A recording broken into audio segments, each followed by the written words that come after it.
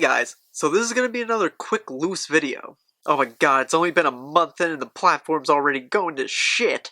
So I wanted to do a video specifically talking about Milo Yiannopoulos, because he's trendy right now, and it'll probably get me a lot of views. I mean, because I have some nuanced, thoughtful ideas to add to the conversation. Yeah. So because he's been in the news so much lately, I've been thinking about the best way to deal with him.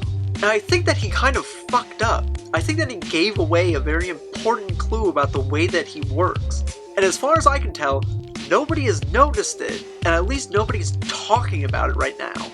So this is going to be a really quick video about how to best deal with him and his toxic ideas. Stop giving him attention!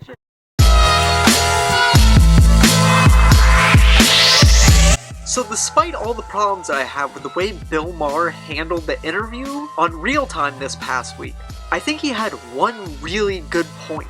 You are so, let's say, helped by the fact that liberals just always take the bait. Of course. Now Milo even backs this up.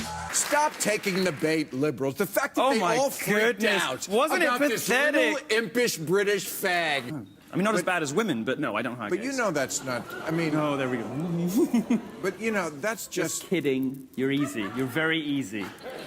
Very easily triggered. It's pathetic. And I think that he is totally right. I've seen a lot of people talking about inconsistencies with his ideology.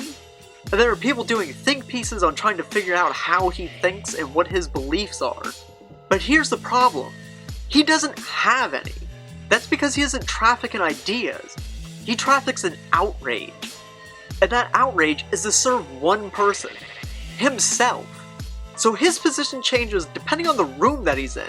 He's gonna tailor what he's talking about to outrage specific people, because he knows what buttons to push. That's why he's embedded himself with the alt-right. It's because the alt-right loves getting a rise out of people.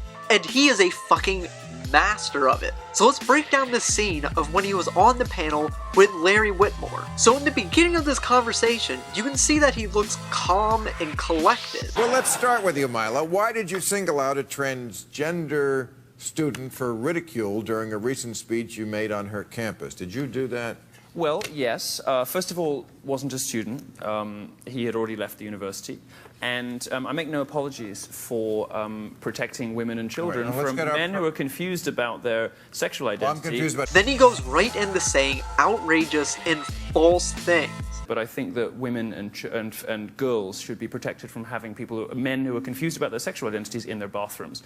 That's not unreasonable. That person who was an activist who took their own university to court to force his way into the female locker rooms had already left college by the time I gave that speech. And that was totally misreported by the press, just like they misreport everything. So when he starts in on his transphobic and homophobic comments, Larry Whitmore shuts him down with facts. Well, they are disproportionately involved in those kinds of crimes. They're what? Vastly disproportionately involved in sex crime. Who is? Gender people? Yes.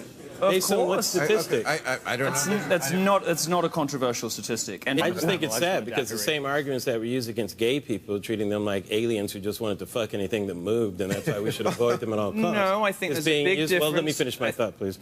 No, it's true. There's a difference without a distinction, because it's using the same type of arguments. It's like when people try to compare gay and black. Yeah, they're not the same thing. No. We share an invisibility. People didn't see us in society, and gay people hid out from society. Mm-hmm. And you can see his reaction is still calm and collected. But then when the other panelist, Malcolm Nancy, comes at him and just straight up insults him. You were talking about confusion. Were we talking about you? What? Because you sound very confused. You were talking about people being confused about their sexuality, their position in the world. No, I mean, I've been to Port Said in Naples, and you look like you've been there a few times. But look at how his face changes. Because you seem to... He's gone from calm and collected to loving it. That isn't the face of someone who just got shut down and who is embarrassed. That's the face of someone who is relishing what's happening right now. At this point, in his mind, Milo has already won. His mission has been accomplished. The conversation has been strayed away from facts. So now that he's already gotten a rise out of them, he continues to insult them to escalate the situation. We were having such a nice time, but you always invite such awful people on your show. These are not... They're so stupid. Look at... No, come on. You need to start inviting higher IQ guests, or this is going to be a disaster. And Larry Whitmore takes the fucking bait. Wait, hold on, Bill. You can go fuck yourself, all right? Yeah. Look at his face right now. That is the face of someone who is absolutely loving what happened. Because right now he knows this is going to become a fucking meme. And this is going to make him more famous, and it's going to put him in the news more. That was his entire point. And now he just keeps ripping on everybody until Bill Maher makes him shut up. He's so handsome, that wouldn't be strange Bedford. We'd make a lovely couple. We'd make a beautiful couple. You're relatively He's white, so I'd say no, but no, you'd make a beautiful couple. Shut up for 1 fucking second. So at this point, the conversation has steered away from Milo. 1.8 million people who are dead are registered to vote. Oh, Lord. Why did that's not the same thing. Can you tell me that? No, that's not the same. So he tries to get a word in edgewise when they're actually talking about some facts, but he's a completely incompetent ass, so he isn't able to. Same thing. We're talking about in-person voter fraud. I heard the people on the rolls who are dead are not showing up to vote. That's what he said. Then, as soon as he gets his next opportunity to talk, he once again says something ridiculous to provoke them. Larry, someone who panders to gays while taking money from Saudi Arabia, I'll take Trump any fucking day. Wait, you'll take Russian spies over Saudis? Okay, thanks. Actually... And once again, they take the fucking bait. We would? Are you American? No, he's not American. Fuck off. Look at his face again. He is relishing this moment right now. He just got them to break again. As soon as he gets that attention, he lights up and just keeps going again until Bill Maher tells him to shut up a second time. Are you kidding me? I mean, hurt you. I'm gonna jerk off all day over this. Are you kidding me? He's dishing it out. I got 2 out of 3. I got 2 out of 3. Go fuck yourselves. I got 1 more. Come on. I need to get a fuck you from all 3. All right. All right. Fuck you. Shut up. And so this is because he can't deal in facts. I mean, if you look at any of his speeches in the past, he's practically incoherent. He rambles, he goes off on long rabbit trails, and peppered throughout are just long diatribes against people. And because similar to Trump, he loves the crowd reaction. He's like a child who craves attention. They don't care if it's good or bad attention that they're getting. As long as people are focused on them, it validates them. So you think he really gives a fuck about free speech? He doesn't. He cares about his own ability to speak. He isn't upset about those protests. I would guarantee you that he is thrilled that those protests happen. What kind of an ego trip do you think he's on? He knows that those protests happen because of him.